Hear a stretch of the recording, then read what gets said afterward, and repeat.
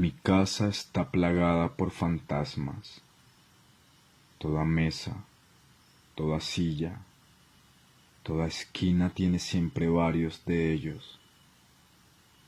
A menudo debo apartarlos con cuidado de la cama cuando quiero acostarme en ella.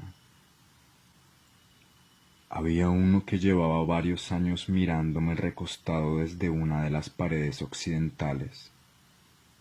Era un hombre adulto de unos 70 años, con barba blanca, calvo y con una prominente barriga sobre la que solía descansar sus brazos. A veces se me acercaba, abría un poco la boca y levantaba el dedo índice como si fuera a decirme algo. Pero parece que se arrepentía porque después de unos segundos en esa posición cerraba la boca y volvía a su rincón. Un día, por fin se decidió a hablarme. Yo estaba sentado en mi escritorio cuando sentí que tocaron mi hombro izquierdo. Alcé la cabeza y vi al fantasma colocando unos libros a mi lado. Los reconocí. Eran de mi biblioteca. Libros de Platón, de Aristóteles, de Descartes, de Nietzsche, de Heidegger, de Wittgenstein y de otros. Me pareció poco original. Los fantasmas siempre me traían esos mismos libros, o parecidos.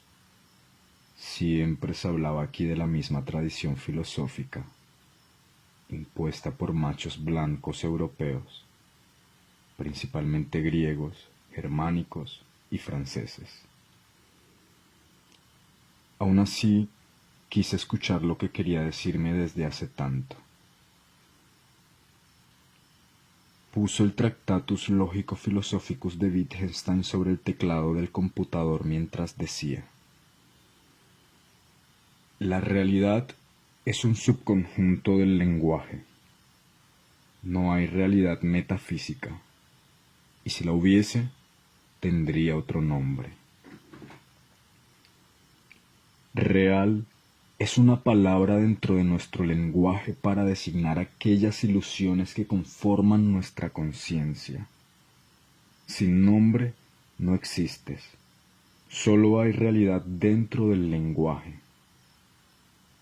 Esto último lo dijo mientras hundía con fuerza su dedo quimérico sobre la tapa del libro de Wittgenstein.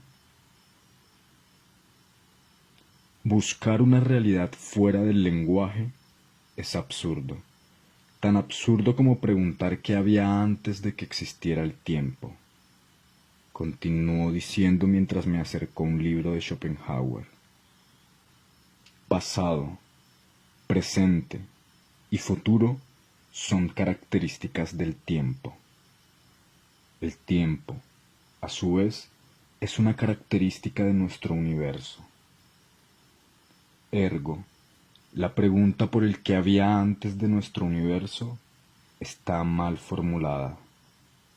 De hecho, no es posible formularla, como tampoco es posible preguntar por una realidad fuera del lenguaje.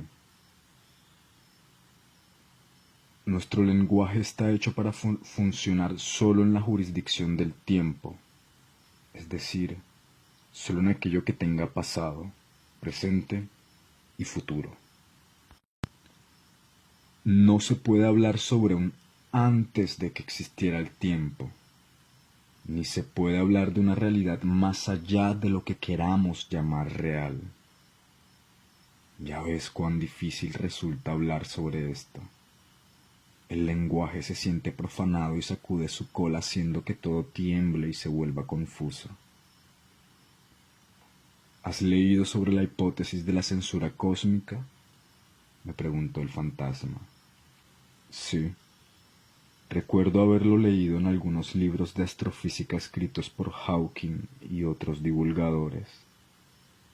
Trata acerca de la imposibilidad de observar una singularidad desnuda. Respondí. Creo comprender lo que dices, añadí. Buscar una realidad metafísica es uno de los errores de la filosofía tradicional. y tiene residuos incluso en todos los que pretenciosamente se llaman a sí mismos posmodernos. Has captado medianamente bien mis palabras, pero te has apresurado al afirmar que es un error buscar la realidad más allá de lo que hoy consideramos real. El lenguaje es lo real, y lo real es el lenguaje. Cuando se amplía el lenguaje, se amplía la realidad. Cuando la realidad se expande, cuando experimentas un nuevo suceso, cuando aprendes algo nuevo, tu lenguaje se expande. La narración de la historia de tu vida se extiende. Y entonces tu realidad se expande. Respondió el fantasma y cogió un libro de Kant que balanceaba en su mano mientras continuaba diciendo: como no podemos decir un antes del tiempo, ni un fuera de nuestro universo, ni explicar qué es la nada, Kant usa la palabra noúmeno. Pero recuerda, solo existe lo que conocemos. Lo demás no está en nuestro lenguaje ni en nuestra realidad. Muchas cosas que hoy existen no existían para Kant hace 200 años. Cada vez que alguien habla, crea algo nuevo para el universo. Desde el que crea una obra, sean poemas, teorías, autos o edificios, hasta quien mantiene el más banal diálogo en una parada de buses, construye algo nuevo para la realidad.